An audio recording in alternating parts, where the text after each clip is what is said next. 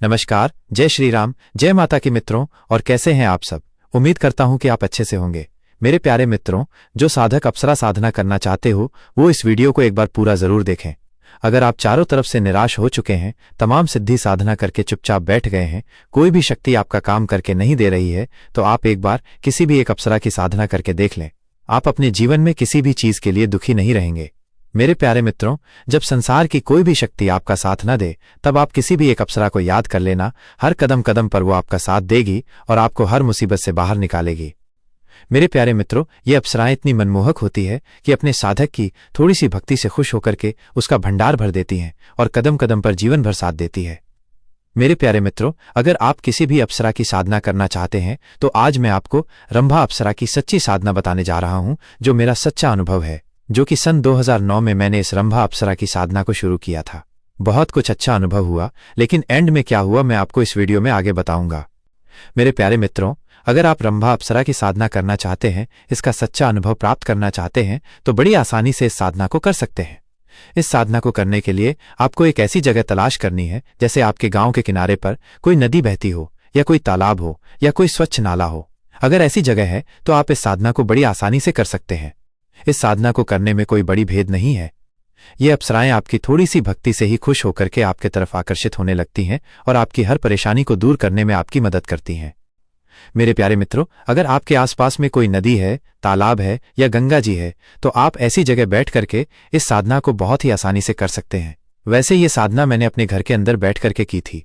अगर आप भी घर में करना चाहते हैं तो आप कर सकते हैं। लेकिन इससे भी और ज्यादा महत्वपूर्ण जो अप्सरा है, उर्वशी अप्सरा, उसके बारे में तो मैंने कई वीडियो में आपको बता रखा है कि जितना मैंने उर्वशी अप्सरा की साधना का अनुभव किया है, उतना कोई भी साधक अपने पूरे जीवन में नहीं कर पाएगा। तो मेरे प्यारे मित्रों, ये अप्सराएं बहुत ही मनमोहक होती हैं और बहुत जल्दी ही सिद्ध हो जाती हैं और आपके कष्टों का निवारण करने लग जाती हैं। और इस साधना में 3 चीजों की आवश्यकता होती है। 1. रुद्राक्ष की माला। 2. सफेद कपड़े का आसन। 3. कांसे की थाली। इस साधना में ये 3 चीजें बहुत ही इंपॉर्टेंट मानी गई हैं।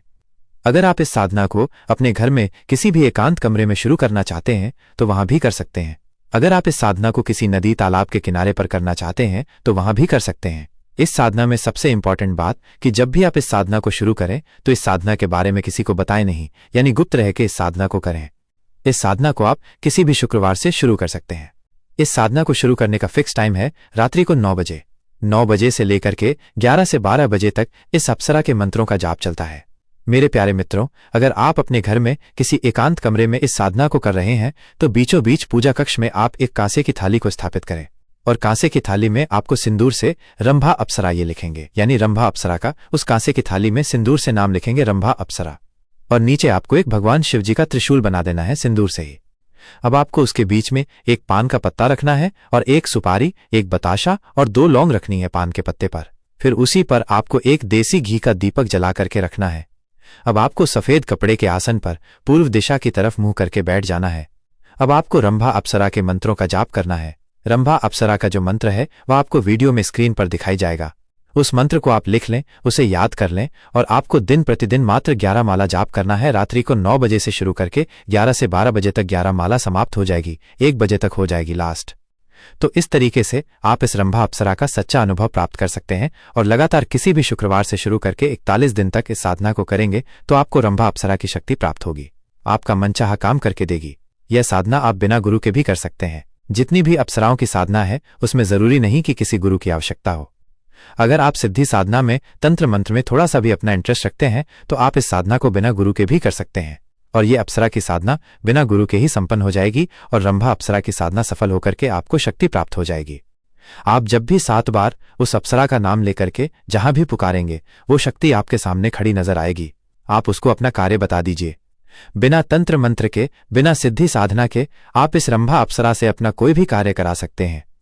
मेरे प्यारे मित्रों, इस साधना में 6-7 दिन के बाद अनुभव होना शुरू हो जाता है, जो कि आपके इर्द गिर्द आप रूम में कर रहे हैं या नदी तालाब के किनारे पर कर रहे हैं तो वहां पर इत्र की खुशबू फैल जाती है और आपके इर्द गिर्द कोई परछाई के रूप में शक्ति नजर आने लगती है। आपको दिखाई भी देगी, वो परछाई निकल के जाएगी तो वो आपको दिखाई भी देगी। जैसे आपकी साधना के दिन आगे बढ़ते जाएंगे वैसे ही वो शक्ति आपके सामने क्लियर नजर आने लगेगी और आसमान में गड़गड़ाहट की आवाज आपको सुनाई देने लगेगी। मेरे प्यारे मित्रों, कोई भी अप्सरा हो, आसमान से उतर करके जब आती है तो आपके सामने जैसे हवाई जहाज उड़ रहा है, उसकी आवाज आ रही है, ऐसी आपके सामने आवाज आएगी और आप उसकी आवाज को देख करके सुन करके पहचान लेंगे कि वास्तव में अब मेरी साधना सफल होने के कगार पे है। तो मेरे प्यारे मित्रों, इस साधना को आप 41 दिन करके रंभा अप्सरा को खुश कर सकते हैं और उससे अपना मनचाहा काम ले सकते हैं। काम आपका चाहे कोई भी हो, कोर्ट कचहरी मुकदमा का हो, धन पैसा का हो, गरीबी अमीरी से संबंधित हो, नौकरी परीक्षा से संबंधित हो, हर प्रकार का काम ये अप्सरा करके देगी। और इन अप्सराओं के हमारे जीवन में आते ही हर प्रकार के संकट क्षण मात्र में दूर हो जाते हैं और हर प्रकार की परेशानी से हम मुक्त हो जाते हैं। तो मेरे प्यारे मित्रों, आप इस साधना को एक बार सच्चे मन से, सच्चे तन से करें और इसका पूरा पूरा लाभ लें। यह बहुत ही चमत्कारी साधना है। आप एक बार करेंगे तो जिंदगी भर याद रखेंगे। तो इस बार इस साधना को अवश्य करें और इसका पूरा पूरा लाभ लें। दोस्तों, आप अप्सरा को अपनी पत्नी या प्रेमिका के रूप में भी सिद्ध कर सकते हैं। जब वो आपसे आपकी इच्छा पूछे तो आपको सबसे पहले उससे एक वचन ले लेना है कि मैं जब भी तुम्हें बुलाऊं तुम्हें आना होगा। दूसरा वचन आप उसे पत्नी या प्रेमिका के रूप में ले सकते हैं।